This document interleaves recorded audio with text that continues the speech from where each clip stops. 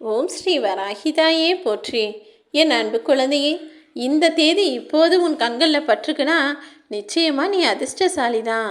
இனி உனக்கான மிகப்பெரிய அதிர்ஷ்டம் உன் வீட்டு கதவை வந்து தட்டப்போகுது என் செல்லமே. நீ எதை பற்றியும் கவலைப்படாமல் இனி தைரியமாக உன் வாழ்க்கையை வாழ ஆரம்பிக்கலாம். ஒரு விஷயத்தை அடைவதற்காக, ஒரு விஷயத்தை பெறுவதற்காக நீ பறந்து போய் கூட தொடலாம். ஆனால் உன்னால் பறக்க முடியலைன்னு நினச்சினா வேகமாக ஓடிப்போ. இல்லை, எனக்கு ஓடுவதற்கு தேவையான சக்தியும் தைரியமும் கூட இல்லைன்னு நினச்சினா வேகமாக நடந்து போ. நடந்து போகக்கூட முடியாது நினச்சினா தவழ்ந்தாவது போகணும். ஏன்னா மனிதனுக்கு லட்சியம் என்கிற ஒன்று அவசியமாக இருக்க வேண்டியது. உனக்கும் லட்சியமும் குறிக்கோளும் ஆசைகளும் எதிர்பார்ப்பும் நிறைய இருக்குது. அப்படி இருக்கும்போது ஏன் சும்மாவே ஒரு இடத்துல தேங்கி நிற்கிற? முதல்ல எழுந்து வேகமாக போ.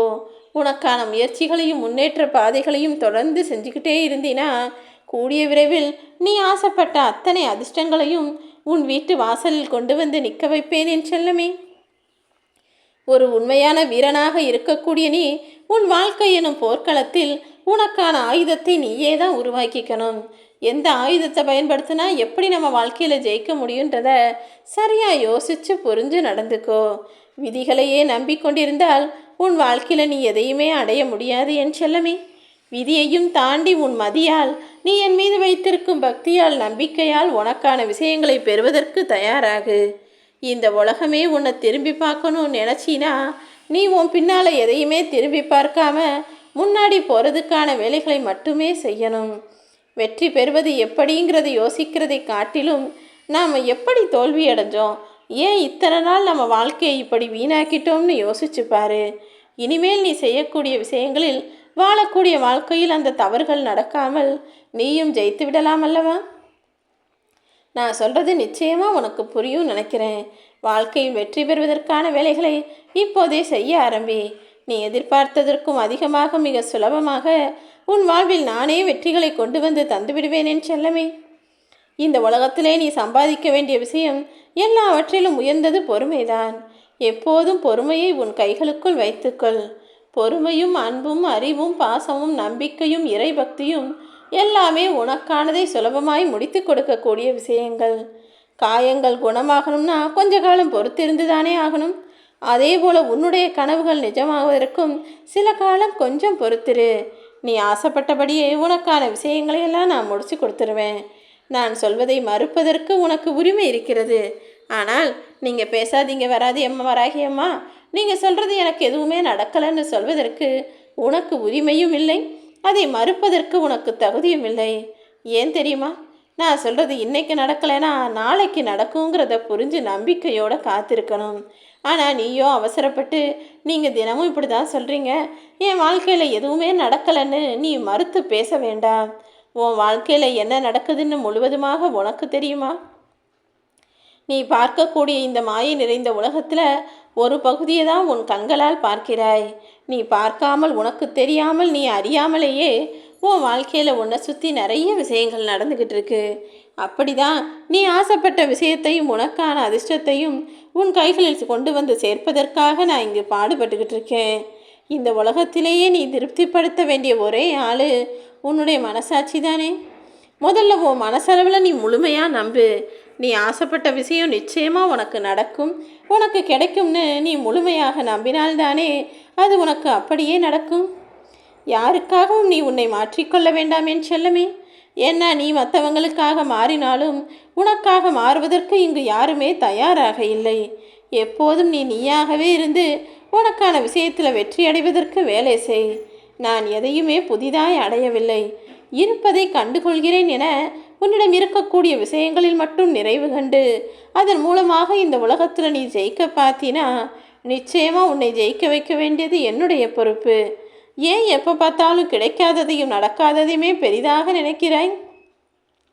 உன் வாழ்க்கையில் எவ்வளவோ நல்ல விஷயங்களை நான் கொடுத்துருக்கேன், எவ்வளவோ அதிர்ஷ்டத்தையும் கொடுத்துருக்கேன். அதை கொண்டு திருப்திகரமாக உன் வாழ்க்கையை வாழப்பார். விதி என்பது அதன் பாதையில் உன்னை வழி நடத்தி செல்கிறது என்றால் மதி என்பது எதுக்காக உனக்கு இருக்கு? எப்போதும் மதியின் துணை கொண்டு உன்னுடைய பொறுமை எனும் ஆயுதத்தை கைகளில் வைத்துக்கொண்டு வெற்றி பெற பழகு.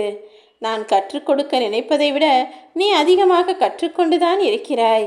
உன் வாழ்நாளில் நீ ஒருபோதும் வீணாக்க மாட்டாய் என்கிற நம்பிக்கை எனக்கு இருக்கு என் செல்லமே. நீ ஒருபோதும் உன்னுடைய வாழ்க்கையை யாருடைய வாழ்க்கையோடும் ஒப்பிட்டு பார்க்காத. ஏன்னா அது உன்னுடைய எல்லை இதுதான் தீர்மானிப்பது போல் ஆகிவிடும்.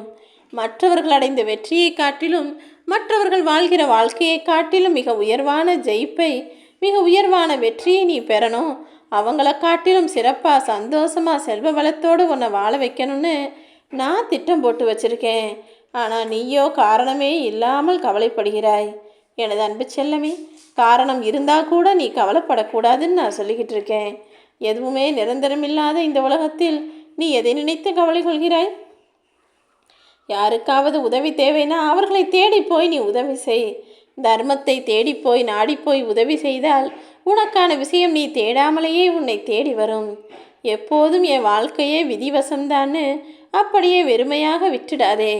உன் வாழ்க்கையில் நடக்கிற எல்லா விஷயங்களையும் மாற்றியமைக்க உன்னால் முடியும்.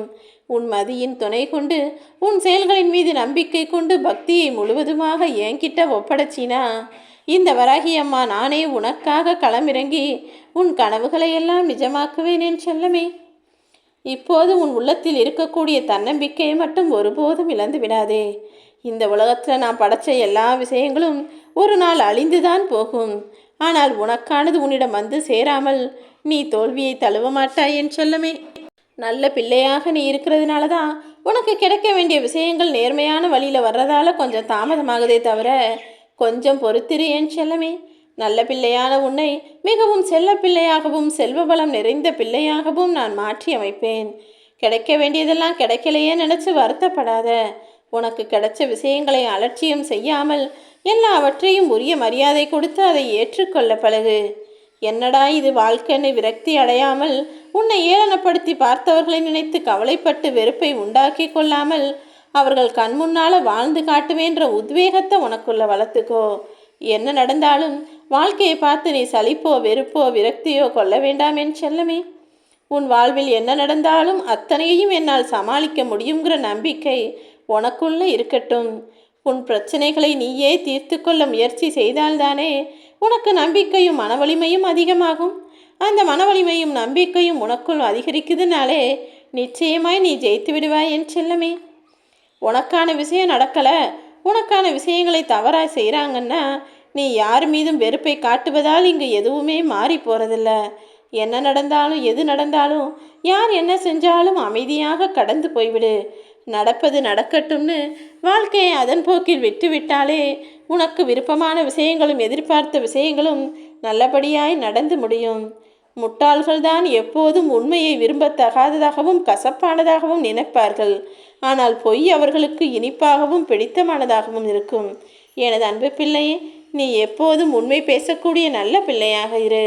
உன் வாழ்க்கையில் எல்லா விஷயங்களையும் நல்லதாய் நடத்தி கொடுக்க வேண்டியது என்னுடைய பொறுப்பு. உனக்கு தவறு செய்தவர்களையும் தீங்கு செய்தவர்களையும் மன்னிப்பு என்கிற அழிப்பானால் அழித்துவிட்டு அவர்களது தவறுகளையும் மறந்து அவர்களையும் சேர்த்தே மறந்துவிடு என் செல்லமே. உன்னுடைய எண்ணங்கள் எதுவாக இருந்தாலும் அது உனக்குள் இருக்கும் வரை உயர்வானதுதான். அதை நீ வெளிப்படுத்தினாதான் மற்றவங்களுக்கு பிடிக்கும் பிடிக்காதுன்றது தெரிய வரும். ஆனால் எக்காரணம் கொண்டும் நீ யார் என்பதையும், உன் மனசில் நீ என்ன நினைக்கிறங்கிறதையும், உன்னுடைய எண்ணங்களும் ஆசைகளும் கனவுகளும் என்னங்கிறத யாருக்கும் தெரியப்படுத்த வேணாம். அதை அடைவதற்கான வேலைகளை செய்து நீயே உன் வாழ்க்கையில் ஜெயிக்கப்பாரு. உன் வாழ்வில் நீ எதிர்பார்த்த விஷயங்களையெல்லாம் நல்லபடியாய் நடத்தி கொடுக்க வேண்டியது என்னுடைய பொறுப்பு.